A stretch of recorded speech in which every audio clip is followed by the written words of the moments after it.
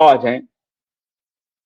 और ये आप देखिए, ये जब कानून पहली बार कांग्रेस की यूपीए सरकार ला रही थी, उस वक्त एक और कानून आया था, और उस कानून में कहा कि जो राइट्स का जो कानून था, जो राइट हो रहा था, जो दंगे का कानून आया था दंगे रोकने के लिए, उसमें कहा कि जहां कहीं भी दंगा होगा हिंदू दोषी होगा। अगर हिंदू मुसलमान के बीच में दंगा हो रहा है तो हिंदू दोषी होगा। मुसलमान के ऊपर यह ओनस नहीं है कि वो अपनी अपनी गलती या अपनी सही चीज को साबित करे कोर्ट में। हिंदुओं के ऊपर ओनस है, उनको साबित करना पड़ेगा, वो साबित करें, मतलब उनको मान लिया जाएगा कि दंगा उन्होंने ही किया। इसी प्रकार से एक वर्ग विशेष को टारगेट करते हुए आप क्लियरली ये डिफाइन कर रहे हैं, और आप कह रहे हैं कि ये मेरी निगाह से निकल गया, हम रोल बैक करेंगे, और हर चीज को आपके गले की फांस बन गई थी। ये साहबानों वाला खेल हो गया। साहबानों का आया केस तो पलट दिया, और फिर आपने मंदिर खुलवा दिया, न माया मिली न राम मिला। और इस बार आपको उत्तर प्रदेश में जो आप खेल खेल रहे हैं, वो ध्यान रखिए, अगर आप रास्ते से विमुख हुए एक नेता को टारगेट करने के लिए, उत्तर प्रदेश के बाबा को टारगेट करने के लिए षड्यंत्र अगर चला जा रहा है, तो आप गलतफहमी भुला दीजिए। उत्तर प्रदेश की पिच अगर बाबा ने तैयार की है तो बाबा को जन समर्थन है। ये दो कौड़ी के नेता जाकर के नहीं कुछ बिगाड़ पाएंगे, बाबा को जन समर्थन। और ये सब पूरी दुनिया जान रही है खेल क्या चल रहा है, ये पॉलिटिक्स क्या है। आपको स्टूडेंट से भी कोई लेना देना नहीं है, आपको डिस्क्रिमिनेशन से भी कोई लेना देना नहीं है, आप स्टूडेंट के बीच में बहुत बढ़िया वातावरण बनाना चाहते हैं, इससे भी कोई लेना देना नहीं है।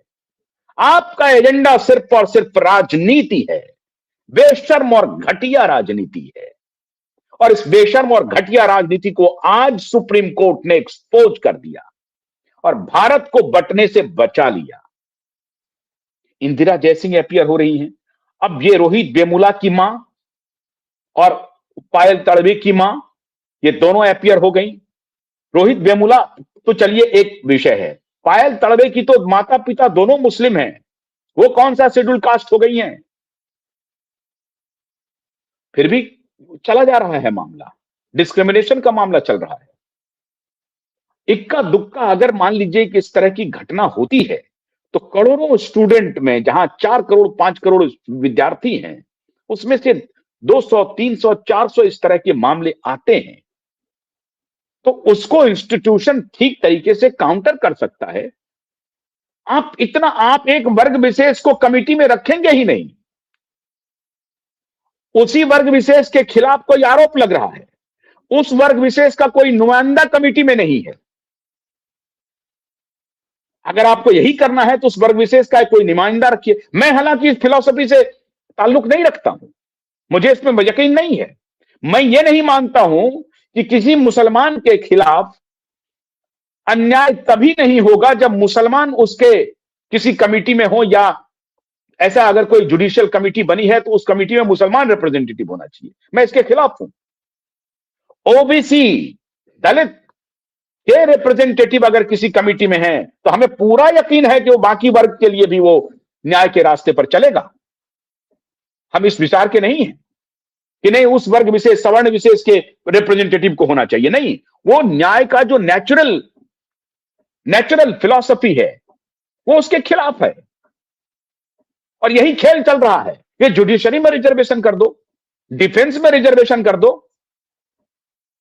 अगर कोई दलित वर्ग का, अगर कोई पिछड़े वर्ग का योग्य व्यक्ति है, वो उस कमिटी में शामिल है, वो निष्पक्ष है, हमें उसकी निष्पक्षता पर भरोसा है।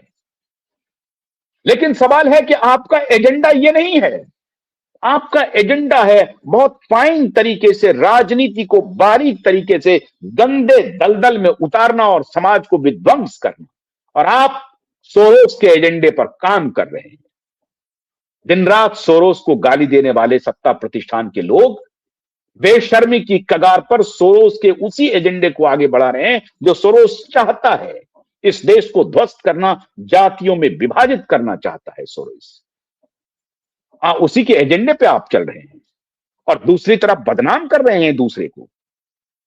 तो सुप्रीम कोर्ट ने मित्रों आज जो वर्डिक्ट दिया है, कहा है सुप्रीम कोर्ट ने कि, और जस्टिस बागची और जस्टिस सूर्यकांत दोनों ने जो फाइंडिंग्स दिया है, उस फाइंडिंग्स पे कहा है कि कमिटी बनाइए और कमिटी ये तय करे, इस तरह का रेग्रेसिव सोसाइटी मत बनाइए, इस तरह का आप अगर समाज को आगे ले जाना है, हमको समाज को समरस बनाना है, हमको समाज को विभेदकारी नहीं बनाना है।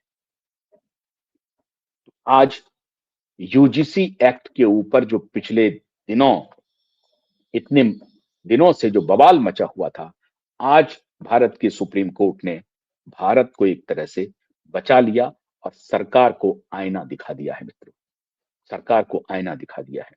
और सरकार के अक्षम मंत्री के खिलाफ हम उम्मीद करते हैं कि भारत के प्रधानमंत्री जो कैबिनेट रिसफल होगा, उसमें इस मंत्री को निश्चित रूप से बाहर का रास्ता दिखाया जाएगा।